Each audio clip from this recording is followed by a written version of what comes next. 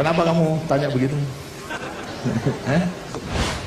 Dikenal dengan julukan Bapak Pembangunan Indonesia, Presiden Soeharto sebagai Presiden kedua Indonesia memang menjadi sosok ikonik. Saking ikoniknya, tidak jarang kita melihat stiker ini terpajang di mana-mana. Jadi memang tidak bisa dipungkiri kalau memang ada orang yang merindukan masa Presiden Soeharto. Bicara tentang Soeharto, tentu ada banyak hal yang bisa kita bahas. Hari ini, mari kita masuk untuk membahas prestasi Soeharto di militer hingga presiden.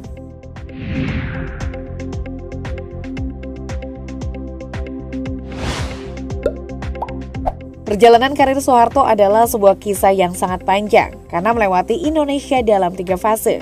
Mulai dari pendudukan Belanda, pendudukan Jepang hingga masuk ke masa kemerdekaan. Pertama kali Soeharto terlibat dalam militer terjadi pada 1 Juni 1940, di mana dirinya masuk dalam sekolah militer di Gombong, Jawa Tengah. Setelah 6 bulan menjalani pelatihan, dirinya lulus sebagai lulusan terbaik dan mendapatkan pangkat kopral. Kemudian, Soeharto ditugaskan masuk ke dalam pasukan kolonial Belanda atau Kanil dan bertugas di Bandung. Di tahun 1942, Belanda jatuh dan menyerah pada Jepang.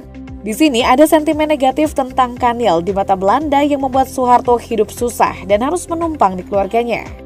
Namun karena tidak nyaman hidup penumpang, dirinya memberanikan diri mendaftarkan diri menjadi polisi Jepang dan ternyata lulus. Saat menjadi polisi Jepang, Soeharto kemudian ditawarkan oleh salah satu pimpinannya untuk masuk dalam Tentara Pembela Tanah Air atau PETA yang disponsori oleh Jepang. Tentu saja Soeharto mengambil tawaran tersebut. Setelah pendudukan Jepang, kita tahu bersama tahun 1945 saat Jepang disibukkan dengan bom Hiroshima Nagasaki. Indonesia mengambil momentum kemerdekaan pada tanggal 17 Agustus. Bagi Soeharto yang memiliki pengalaman besar dalam kemiliteran, pada 5 Oktober 1945, dia secara resmi masuk memperkuat Tentara Keamanan Rakyat dengan pangkat letnan. Dan di tahun 1946 mengalami kenaikan pangkat sebagai letkol. Saat masuk di dalam TNI, karir Soeharto melejit dengan sempurna karena beragam peran penting yang dia dapatkan di berbagai operasi militer. Mulai dari menjadi pemimpin Brigade Garuda Mataram yang bertugas untuk menaklukkan pemberontakan Andi Aziz di Sulawesi. Setelah misi tersebut, dirinya kemudian diangkat sebagai Komandan APRIS atau Angkatan Perang Republik Indonesia Serikat Sektor Makassar untuk menanggulangi gangguan mantan tentara Kanil. Kemudian pada 1 Maret 1949, Soeharto juga ditunjuk sebagai salah satu komandan pada serangan umum Yogyakarta. Dalam serangan ini, Soeharto dan anggota TNI lainnya berhasil menguasai Yogyakarta dan memukul Belanda yang kembali mencoba menguasai Indonesia pasca masa kemerdekaan. Sebab keberhasilan dari serangan umum Yogyakarta inilah, kemudian konferensi meja bundar bisa dilakukan, di mana Belanda mengakui kedaulatan Indonesia dan tidak lagi mengganggu Indonesia. Setelah mengatasi Belanda di Yogyakarta pada tahun 1961, Soeharto kembali terlibat dalam operasi militer penting yaitu Trikora atau Trikomando Rakyat yang memiliki tujuan untuk mengambil alih Irian Barat dari Belanda. Pada operasi ini, Soeharto yang telah berpangkat Mayor Jenderal mencapai Panglima Komando Mandala, pasukan khusus yang dibentuk Soekarno untuk operasi Trikora. Seperti yang kita tahu, Trikora ini berhasil membuat Papua Barat masuk sebagai wilayah Indonesia. Setelah peristiwa Trikora, karir Soeharto membawanya ke jabatan Pangkostrat atau Panglima Komando Strategis Angkatan Darat di tahun 1963. Tidak lama setelah itu, tahun 1965, dirinya menjadi Panglima Angkatan Darat. Di tahun ini terjadilah G30 SPKI, peristiwa sejarah paling terkenal di Indonesia. Dalam peristiwa ini, Soeharto mengambil peran sebagai Panglima Komando Operasi Pemulihan Keamanan dan Ketertiban atau Komkamtib, yang bertugas untuk melakukan pembersihan pada semua orang yang tertuduh terafiliasi dengan PKI. Setelah kejadian G30 SPKI pada tahun 1966, Soeharto mencapai puncak karirnya. Setelah terjadinya penggulingan Presiden Soekarno yang membawa Soeharto ke tampuk kekuasaan Presiden kedua Indonesia.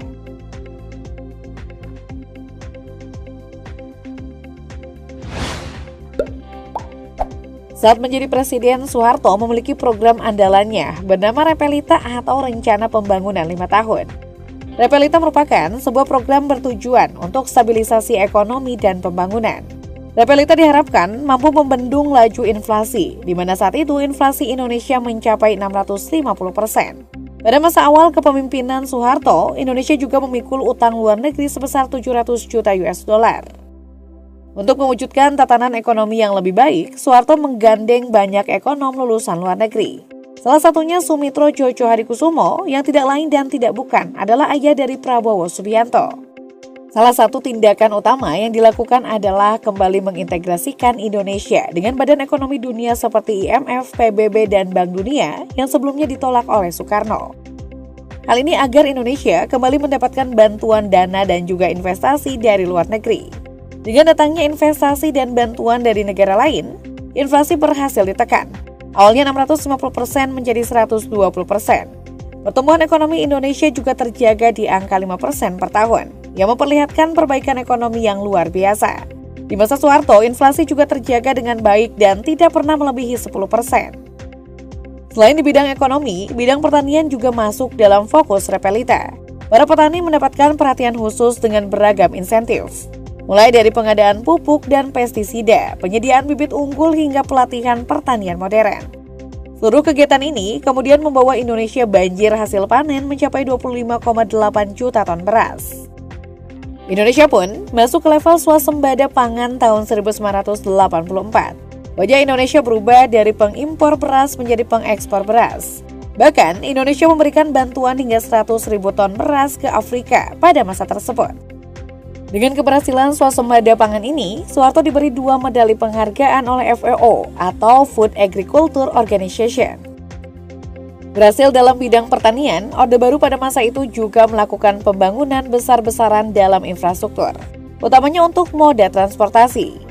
Berbagai jalan, jembatan, bandara, dan pelabuhan dibangun untuk mendukung pergerakan manusia dan barang.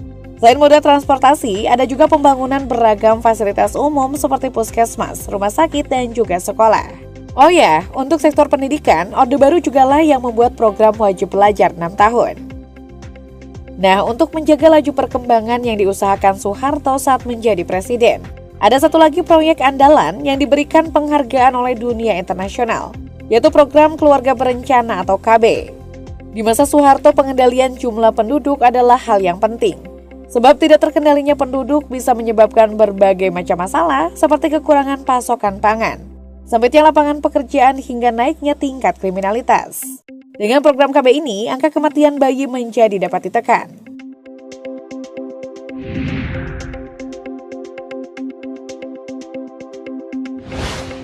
Dengan segala keberhasilan yang didapatkan pemerintahan Soeharto di masa Orde Baru, usia harapan hidup pada masa itu juga berubah drastis. Pada tahun 1965, saat awal Soeharto menjabat, usia harapan hidup cuma 41 tahun.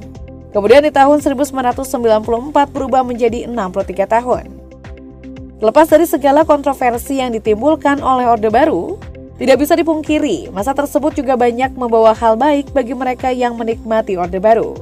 Jadi stiker ini memang wajar masih banyak digunakan hingga zaman sekarang.